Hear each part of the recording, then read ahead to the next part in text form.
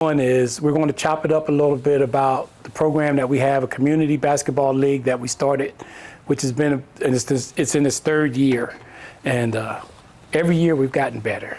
And this year we've added a lot of not officer, but Smith's. What's your first name, man? Dermond. I can never get his name right, but I know we brothers because of the Holy Mother, so we good. Absolutely. And what we do is we take the community, bring them back together, make them successful in their own right, so that we don't have to go outside of our community to get better. Charles was one of the ones who came up with the concept and kicked it off and was a believer and convinced several other people to get involved, including me. And after we got involved, it's just taken off. We're in the third year. So Charles, I was going to ask you, what in the world made you think or even consider going back into the community that we go into and give back like that?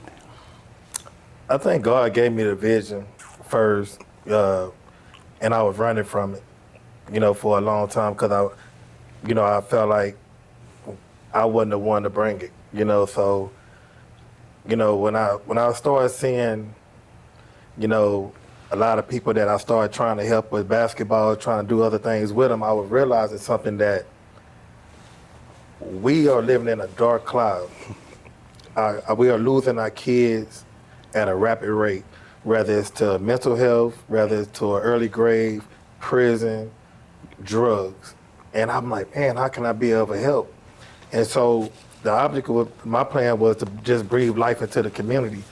I didn't want to get into the politics of it or how to do it, because my thing was, as long as I'm breathing life, I know that we'll be able to bring forth life. And so I put myself aside and put the godly being that was in me, because I want to be a beacon of light, just a flicker of light, and it's not about me, because the vision is bigger than us, because as we go into the community, we have loved ones that's hurting, like bad, and right now, even with myself, dealing with the loss of my son at 18, those things really hurt. And then how do we bounce back as a community? So by creating these programs, this is bigger than basketball. I heard LeBron James say they told him to shut up and just dribble. Yeah. Nah, we ain't gonna shut up and dribble. We're gonna breathe life. Yeah. And that's the concept, because if we don't do it, who will? Yeah. Dermond, so Yes, sir. when you came on board, this is the third year you came on board and you started video and being an active part of the program, what was it that you noticed when you first started participating and getting involved? So first off, with social media and the new wave of tech and technology, highlight videos, documenting their memories, cinematography, however you want to label it, it's become pretty popular. And anybody who's in athletics, they gravitate to that. They want to see themselves. I'm a firm believer that the more we can, because I do a lot of stuff with youth sports, I've noticed the more those kids see themselves, they're less likely to be perpetuated or influenced by other things, right? So what I'm noticing in the first 3 weeks are they're more engaged. This age group of adults, 19 through 30, whatever they are, is that correct? Yeah. That's what it looks like. They're just as engaged as the youth, the 7th, 8th, 9th graders, and it's because they're aspiring to be more now, because you guys have given them an outlet. You've given them something that they can look forward to that isn't so daunting. Because I talk to a lot of them, and they're adults, a lot of them have children, a lot of them have responsibilities. There is no outlet, right? They feel like they're battling the world. It's them against everybody, and they don't have a thing to vent to. And when I know, being 33 around the youth, their number one go-to is what's being pushed, and that's schmecks and drugs, right?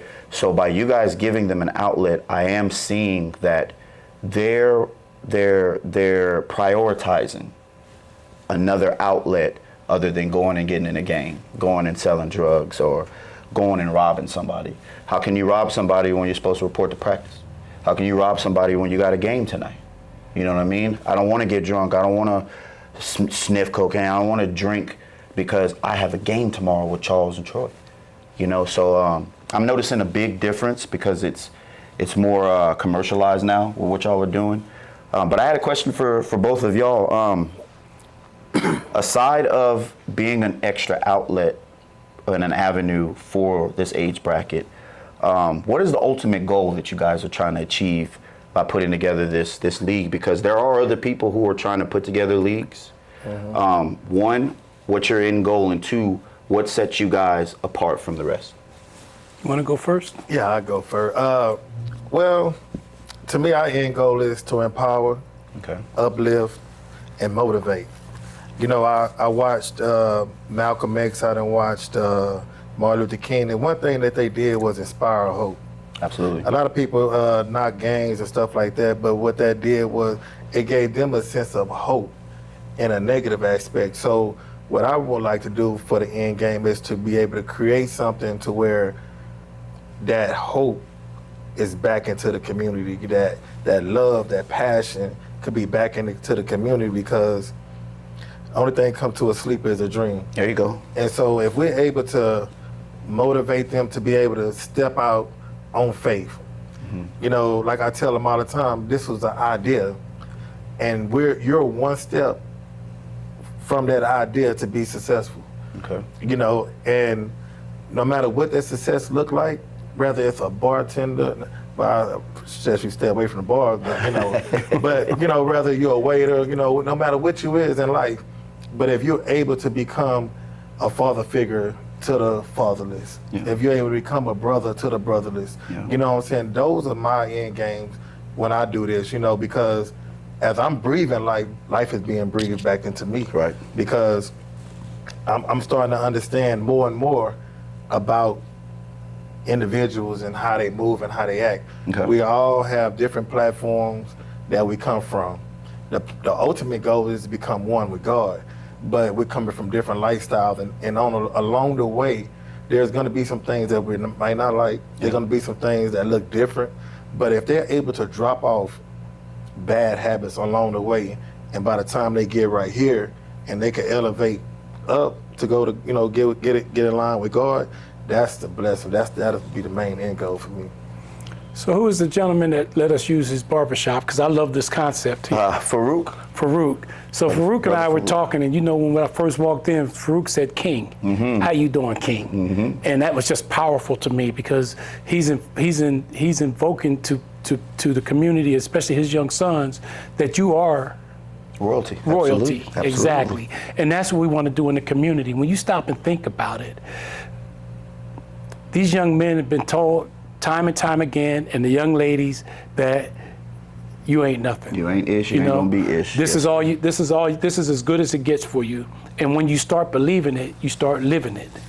So we're changing that mindset. Like we said, we use basketball as the hook. That's all that is. But we do teams, we do summits. We talk to these guys. We you know, the first year we had a man, but good friend of mine, Marshall Jones. He had written a book called Tonal Influence. Okay. And when we took these young men to New York City, they didn't know he was the one that wrote the book, and he autographed the book for each one of them. That's powerful. So that they could start seeing black men doing powerful things. Y'all go get that book, by the way. Yeah, and we will, you know, I know Gio was one day told me, he goes, "Hey, Troy, I started reading that book." We never try to influence anybody to do anything, but we just put it out there. And like we said, even as being Christ-like, you have free will. Absolutely. We're not going to push our agenda on you. We're going to just show you the difference. And we're not always going to get it right either. Right. But ultimately, what always sets me off and what I always think about is the Black Wall Street. Every one of our communities should be like a Black Wall Street. Absolutely. That was a successful African American community that was self-sufficient, was well respected, was capable of doing things without having to rely on other people for a handout. Absolutely. And that's why they took it away. Absolutely. But we know that that's capable. Yeah, because it's been done once, And multiple times. I always remind myself of the saying, "We the willing, doing the impossible for the ungrateful." We have done so much for so long with so little. We are now capable of doing anything with nothing. Come on, preach. Because when we first started this program, everybody told us it wasn't going to work. Oh, it ain't going to work. Even brothers. No, that ain't going to work. I said, hey, we're going to take them to New York. Oh, I ain't going to New York. Ain't going to New York. That's what they said. You know, and we didn't have the funding. No, we did. We didn't have enough funding. But like I've always told Charles, I said, don't think small. I Yeah. don't think small. Come on. You know, if I think small, I'm gonna do small. So, lo and behold, people that I coached in the business world, they found out what I was doing and they just started sending money. I never told them how much I needed. Right. We needed $46,000. They sent $48,000, and we were able to give everybody $120 per diem spending money. So each one of those young men had money to spend. I want to ask about that in a minute. We took 28 people to New York City. The championship game, my daughters got upset, man. They were like, Dad, look, somebody else is giving out the trophy. It was you and Charles's concept. And I told her, I said, baby, don't worry about that. An old man told me one time, when you take credit, you're in debt. Come on. So don't worry about it. The people that need to know who's doing what we're doing, no. Right. Let these other people be out in front and take credit and him and high, because as it continues to go, they owe us something. Come on. And at some point, we're gonna hold them accountable and make them pay. So, a couple things that you said definitely want to touch on that is going to be uber important for everybody watching. You brought up what Farouk said, King, it's empowering, right? And you tied it into Black Wall Street. And you said they were able to do that because they were empowered, they believed. I think all of that you're saying is correct because it ties into what's going on today. They don't have knowledge of self. They don't have knowledge of them once being great. All they have is examples of get rich or die trying, going into the SMECs, you know, and then going into the schmugs, because that's all that's on TV and internet. So I think, again, the key in what y'all are doing, it's leading them into, hey guys, we're doing things with this group that we wouldn't have been able to do and we never expected it. So open the ceiling and understand that you are powerful. And that could lead them down the path of researching how powerful they once were. Because I think that's why no one is loving mathematics. They're not loving science. We're not building anymore. We're not into carpentry like we used to be. And I think that's because they didn't know that at one point in time they created all of this. It goes back into what you said. Don't think small and be small. Understand you're great and aspire to be great. And you said something, you said that, you know, we didn't expect it. I expected it. No. I'm gonna tell you right now, I expected it. Yeah, because Charles said, why did you expect it? Because you know, I always say, if the Lord leads you to it, He's gonna see you through it. Right. Who am I Always. to challenge Him? Always. You know, He said, Troy, I want you and Charles to work together and do this. And there were a bunch of naysayers. Oh, don't do this with Troy. Or, man, you know, Charles was a gangbanger.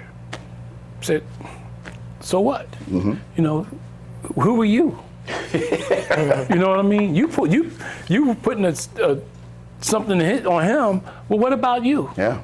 You know, how you gonna tell me about somebody else and you can't even tell me what you're doing? He without what? Cast the Amen. first stone. That's right, without sin. Yeah. So he and I laugh about it today. Yeah. Go ahead, Troy. I think, you know, I had lacked a lot of faith in that area, far as when he was talking about, oh man, we're gonna go to New York and we're gonna quit thinking small. and you know, at first I was like, man, he talking some big goals now, you know what I'm saying? But then I said, man, you know what? I pray every day, you know what I'm saying? I ask God to give me a vision and all this, you know, lead and guide me. So I said, you know, let me just step out on faith. You know, like he said, it was people that didn't want me to work with him, et cetera. But, you know, I was like, you know what? I'm gonna have faith. Mm-hmm. And man, say, what the kids and the youth have to, and the adults have to understand is that I'm learning as I go too. That was my first time flying. Were you scared, Jordan? Cat Brown had to tell the lady it's his first time flying because I was holding on to the seat. It started like bouncing. I was like, oh my goodness. And but it was a wonderful thing. It was a blessing. And then that showed me, you know, God is answering prayers. Absolutely. He's answering, you know what I'm saying? It showed me a lot, you know, and he believed. He used to always tell me, like, we got it. We gonna do it. And I'm like, all right, let's do it. You know what I'm saying? But it's a wonderful thing. We take hundreds of kids at a time to Top Golf, Urban Air, Andretti's, man, you name it, like The summit, bowling, Teen Summit. We have with my partner Miles Williams with junior chef competitions we didn't participate in, like. Pillars in the community. Man, but you know what? I want people to understand that this is not a handout. Yeah. This is empowering for us. You know what I'm saying? Like, we're not giving you a handout. We're uplifting together. You know, as you learn, I'm learning. You know what I'm saying? Because we can learn from each other. You know what I'm saying? And that's the key to it. You know, a lot of people, I think they be thinking it's a handout. Right. And, you know, we don't like to accept handouts. Yeah. I think y'all's dynamic to everybody once they start learning both who you both are and your walks of life and your resume. I think y'all are forced to be reckoned with, and I say that because you have somebody who has a backing, right? You or we're in a group that a lot of our community feel is polarizing. And here you are, a representation of that group, being there for them when their families and friends aren't. That changes the dynamic and the mindset of the youth, right? And then you being what you used to be. For young individuals who are part of that life, you're a prime example in their face of how you could turn it around. I believe that dynamic is a force to be reckoned with, because when they start looking at leagues, and I'm telling you this from experience with Duck Pond Films, a lot of them think money grab. And the more people start seeing what y'all are doing, and I can speak on this from the community chat, you know I'm gonna be honest with you. The thing that makes me not be late, the thing that gets me engaged on working on their project is because I feel like I'm a part of it. One, I feel like they're family too. You are. But three, they're making a difference. And they're making a difference in the most important age bracket, and that's our adults. That is our young black adults. It's for everybody. But I think our impoverished youth and our at-risk youth, young adults, 1930, however you want to call it, I think them seeing you two work together and being consistent in their lives and giving them a consistent reflection of a leader, I think that's paramount. And I think the jig is up in like a year or two. I think you guys are going to have 50 teams. You're not going to be able to turn your phone off, because y'all have a purity to y'all that it can't be faked. And that's the goal. You know, this is why I said, you know, I love what you said about being part of the family, and you are. Thank you. You know. Well, your last name's Smith. Yeah. I'm gonna have to check in for a minute. You might be my uncle. And more importantly than that, what was important to me when we talked to you about this, one, we always try to get back in our community. Yes, sir. And then you came out, you did exactly what you said you were going to do. And the recordings is not so much to me about them being able to see themselves playing basketball. It's about them being able to see themselves succeeding. Mm-hmm. And not only when they see that, they see their little kids there watching them. Mm-hmm. They see their moms. They see their significant others. Talk about it. And the more they see that, and they say, man, somebody believed in me. Come on. You know, we're building each other up. Come on. You know, so we even talk to the ladies and, hey, you know, thanks for coming out. The parents, thanks for coming out. You know, we get the little girls out there cheerleading and stuff and making sure that, you know, they get represented. It's huge. It's actually taking the community and letting everybody see that we can do better. Right. And we can be better. Right. We don't need to rely on people that keep trying to tell us, oh, this is as good as it gets, and having us begging for pennies. We're not crumb snatchers. You know, and I tell everybody, when I walk out the door, you can tell me, I go in any place, people are going to know who I am. Right. And I don't have to say a word. That's one of the proof. And part of that is because I didn't grow up rich. Right. But I understood one thing, my gift. And my gift is I can walk into any room with anybody and not feel uncomfortable. There you go. Because I'm walking with him. Come on. And when people say that, they go, man, how can you do that? How can you go there? You know, how can you be in there with a billionaire? All they do is have more money than me. But at some point on Judgment Day, come on, you know. No weapon forged by, come on. That's facts. They say it's easier for a camel to pass through the eye of a needle than a rich man to get into heaven. So our riches are up there. So don't worry about what you have here because that's all his. He just asks us to do his will. And as long as we're doing that, that's why it's coming together. Yes, sir. Not because of Charles, not because of me, not because of you, because we're all believers. And you know, just people don't realize that before we even started chopping it up here, we all talked about faith. Yes, sir. We talked about religion, the things that we do, you know, because we're putting God first. And we're not afraid to do that. And when you're not afraid to do that, they say, you know, hey, you know, if somebody have to ask you if you're a Christian, you still have work to do. That's true. Because this is who we are. Come on. And if this is who we are, when people see it, they know what we stand for. Come on. So they have to come correct with us because we're going to do that with them. I'm looking forward to going to New York again.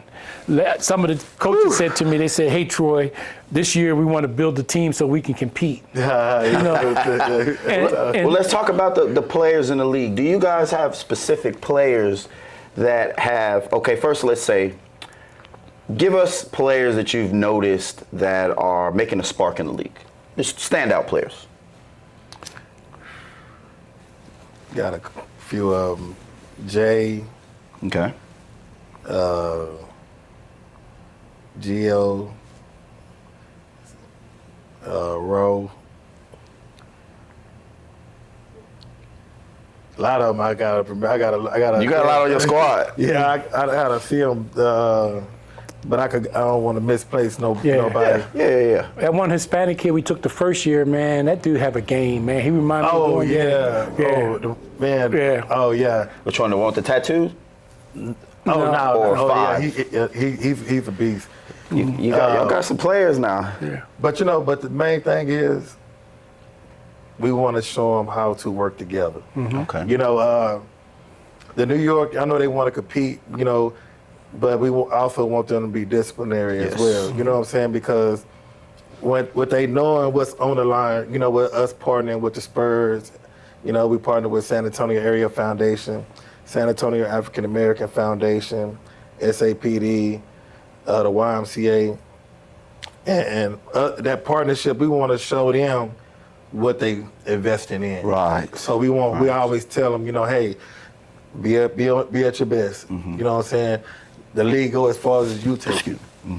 We can't take it far, but you could take it far by being disciplined. And because we don't want to take you to New York and you get down there and go to tripping. Yeah. You know what I'm saying? That's a far away from home.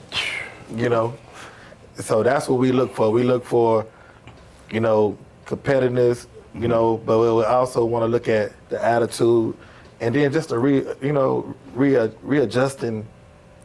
Teach them tools and skills, because a lot of time you give them tools and say, here you go. They looking at it like, man, what is We'll this? go with what? Where's the instructions? So what's good about what we're doing is we're showing them how to use these tools and when to use the tools. And I think that is key. And that's what I was most proud of this last weekend with Gio and with Jay. Oh yeah. Because they're competitive. Yeah. They have that I hate losing more than I like winning spirit, the same spirit I have. Yeah. And I see that and I get it.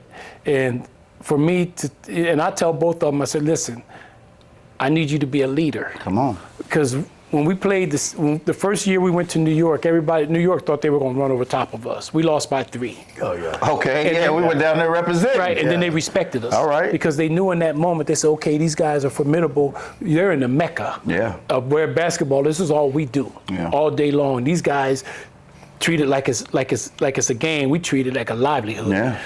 Survival for a lot of people. So when they saw that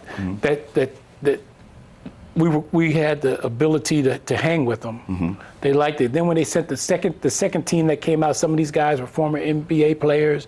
They had played overseas and stuff. Oh yeah. And one of them told Jay, and I never forgot it. And I always hope that he remembers that. Okay. They said, "You have a first move like Allen Iverson." He said he had a first step like Allen Iverson. Yeah. He said, Yo. It's great. He says, but the problem is that you let people get in your head. And that's what's going to keep you from being a great player. And Gio, same thing. Both of them, Gio want to talk to the referees. And I'm like, dude, just shut up and play. And one of the referees in New York actually said it. I'll be honest, he said, Gio got game, but his mental. And that's what I told him. That's what I told him at the end of the game when he walked out of the gym. I went out there, and instead of trying to chastise him, he's a grown man. Right. I said, hey, brother, I told you you're one of the leaders. Come on. As a leader, even if things don't go your way, I expect you to cheer on your team. Come on. Motivate them, because you lost that game for them in the last 3 minutes. Yep. Because they were counting on you to be in the game, and you let somebody get in your head.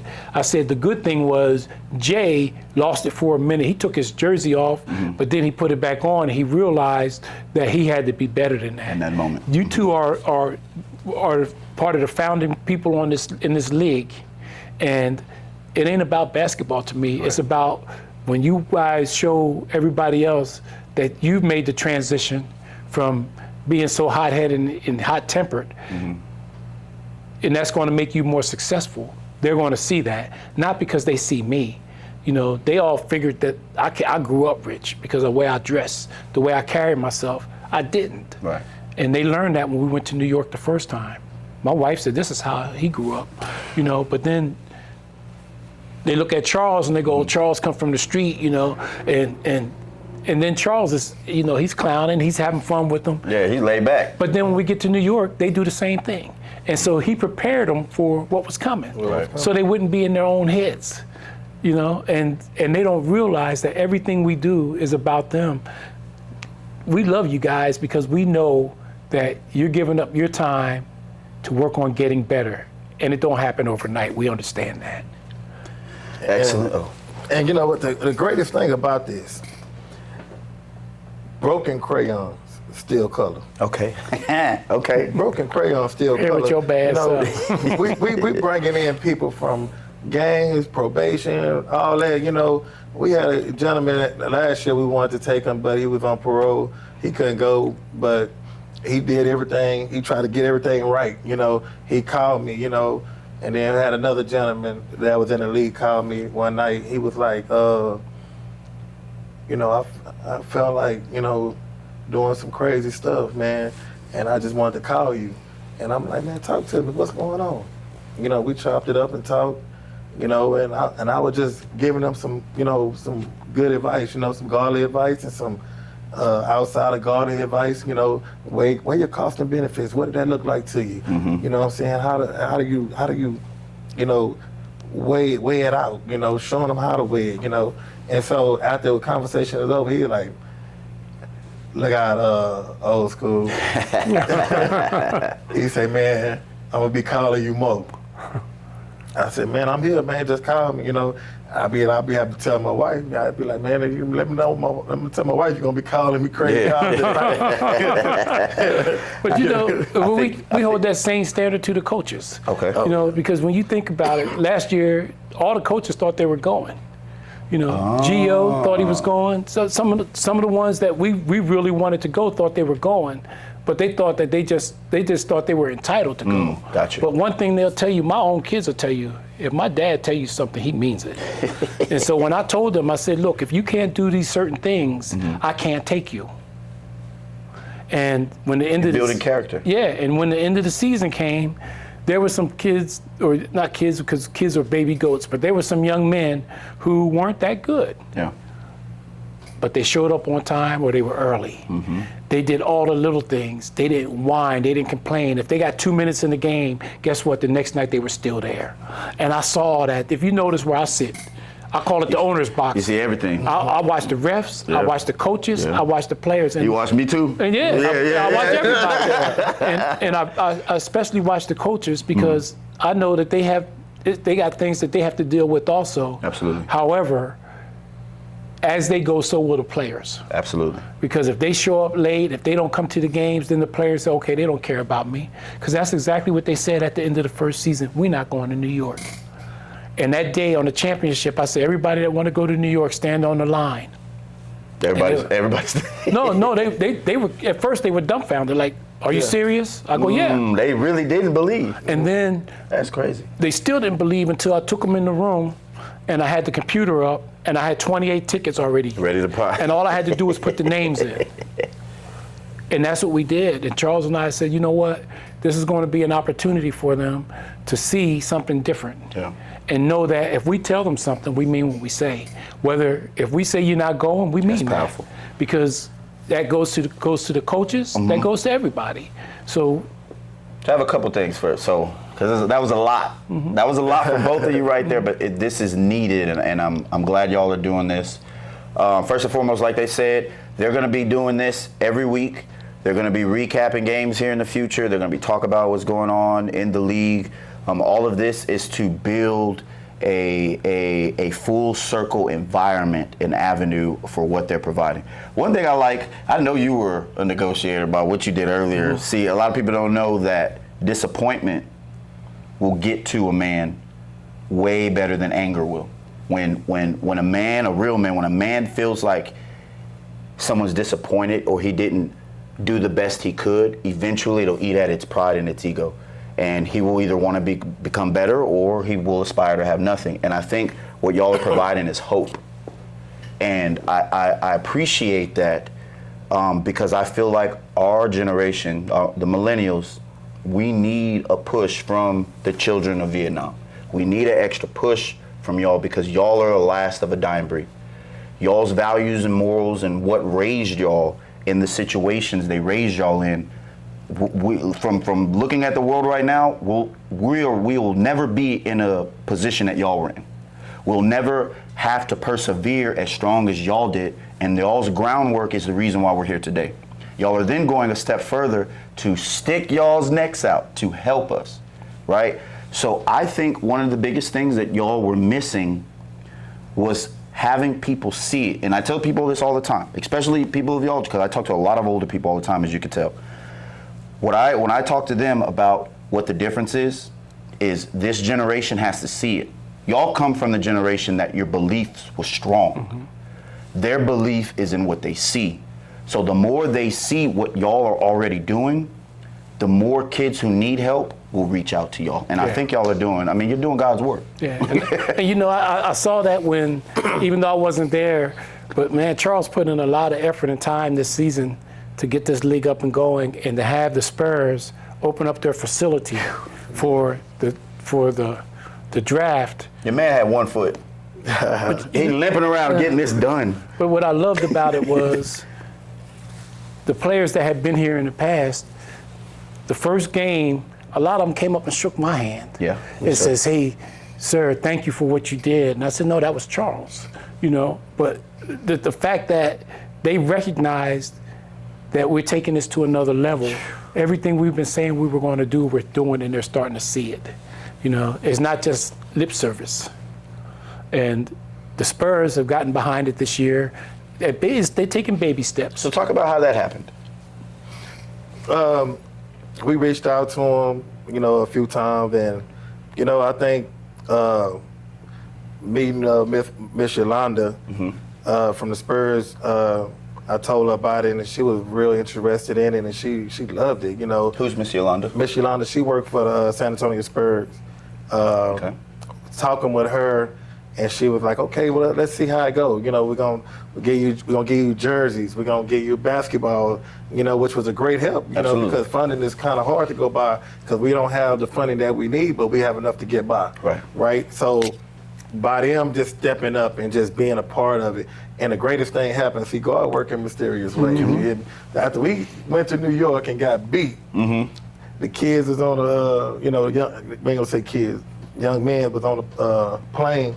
They still had their jerseys on and everything. But it happened to be a lady that worked for the Spurs on the plane.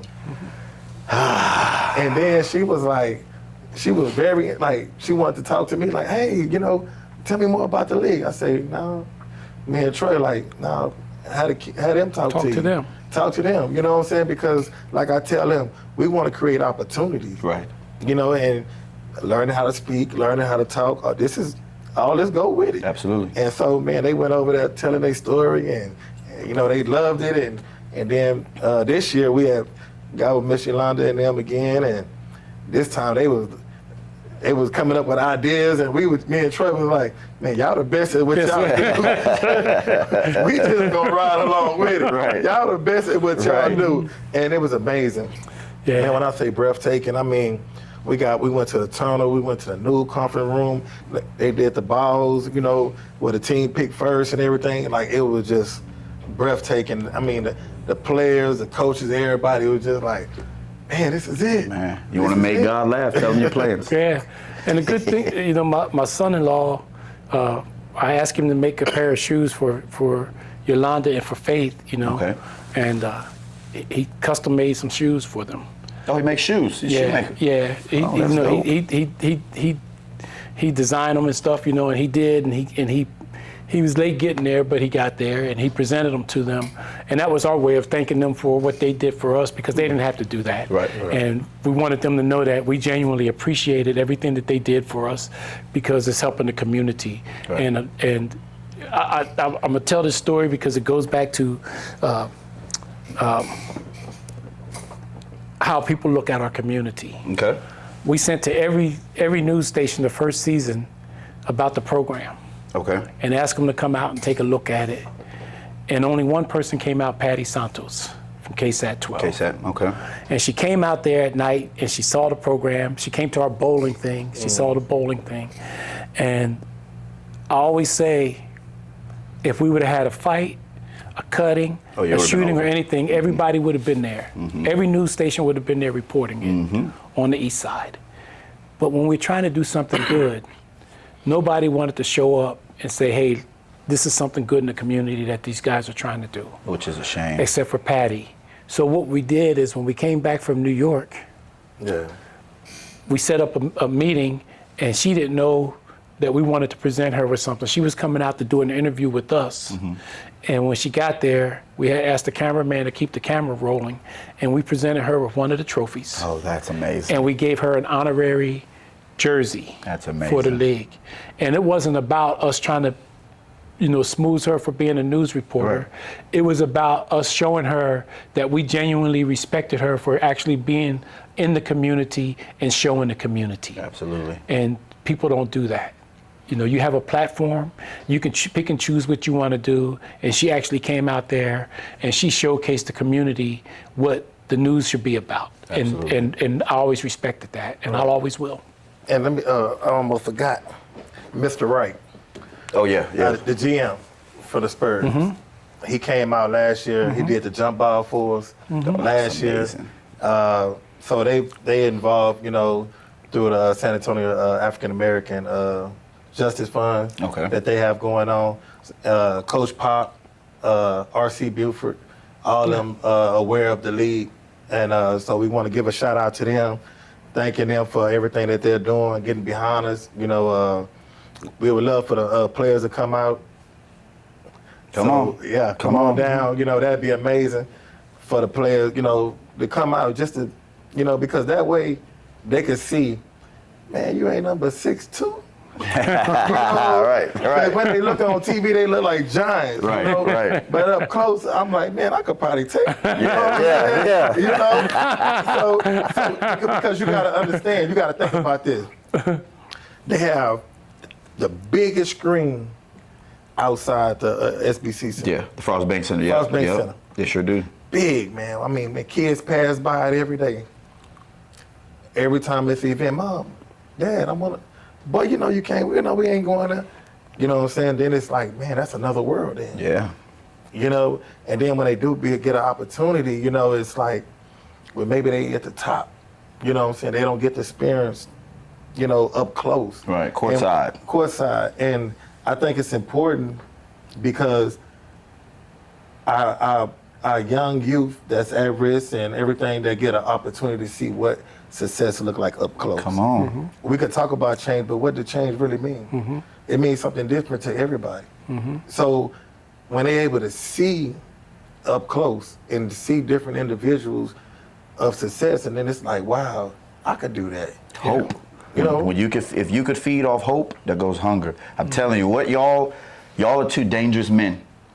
Y'all are two dangerous men, and I believe in y'all. I see what y'all are doing. I know it's going to be a success. Y'all got God on your side. So I mean, it's all you got to do is just be ready to ride. Yeah. But to end it real quick, again, everything that y'all are alluding to, for people who are watching, they're not selling anything. They're occupying themselves in righteousness. It takes a community, and they are trying to build a community to help the community. And I think that's some of the most powerful stuff I've ever been able to witness firsthand. And there's no way for y'all to lose because God's on y'all side. Y'all are touching men. To be able to play in the Frost Bank Center, I saw the look on their eyes. I heard the conversations on the bench. Those guys could have unalived the next day, and that would have been their defining moment. You gave them something to look forward to, and that's hope. And that is the recipe. And like I said, y'all two dangerous brothers. Well, I was going to say there's two other people that have been very instrumental, and that's Commissioner Calvert, Tommy Calvert, and Catherine Brown. And they stay in the background. They don't ever go out front and say, hey, look at what we're doing in the community. They just do it. Okay. So you were talking about ending it. And this was a great session. I'm looking forward to the next one. And I want to remind everybody, one of the things I tell everybody that I deal with. Okay. Every morning when you wake up, you could do one of three things. You can get better. Okay. You can stay the same, or you can get worse. There you go. Two of those three things are going to require some effort on your part. And if you decide that you want to get better, just work on getting 1 degree better every time. Amen. Every time I tell people that, they go, 1 degree ain't nothing. And I said, oh, really? At 211 degrees, water is hot. At 212, water is boiling. 1 degree can make all the difference in the world.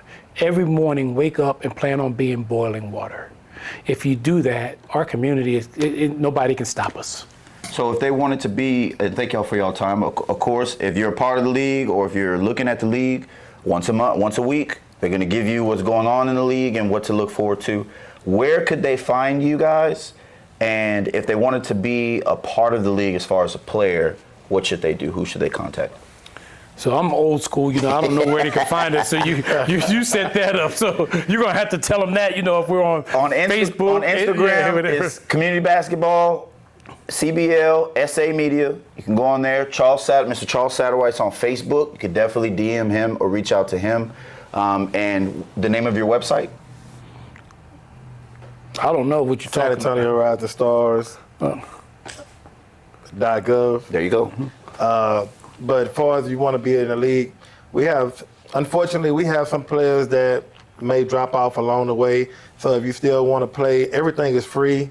Uniforms, everything is free. We hold you accountable though. Make sure you don't take the uniforms home, but pretty much everything is free. We ain't trying to break you. We trying to breathe life in you. So if you just want to come out to, I think it's 6712 Joe Louis Drive. We play there Fridays starting at 7 to 12. You could go also see Black Diamond, the cheerleaders come out and dance. They giving back. And then on Saturday, 6 to midnight. All right. Yeah, everything's not free. I'm sorry to tell you that. You got to pay. You got to pay attention. There you go. Pay attention to what we're doing. And, I was going to tell you one thing that I noticed. I was thinking about that I was running the numbers. Every weekend, we're creating at least 15 jobs. Yeah. You know that? Yeah.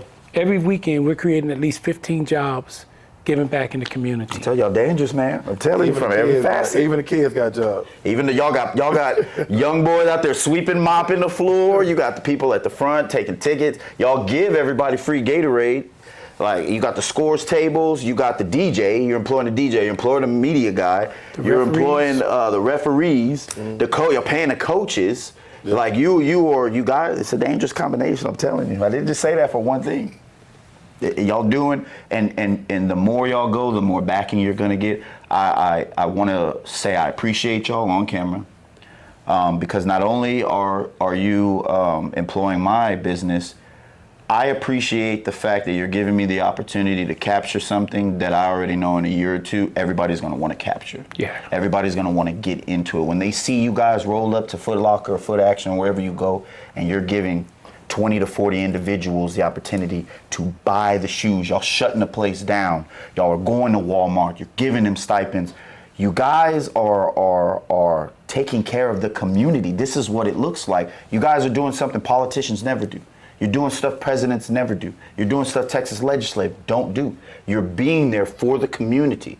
And I'm just blessed to have an opportunity to capture these moments, because these moments are it's gonna solidify you guys. You're a guy, man. It's not us guys. You in this too. Like I said, we all say it. One band, one sound. We're just different instruments. Come on. Well, we appreciate y'all for y'all time.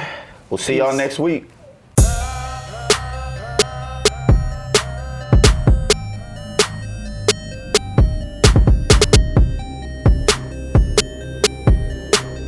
This is the lead.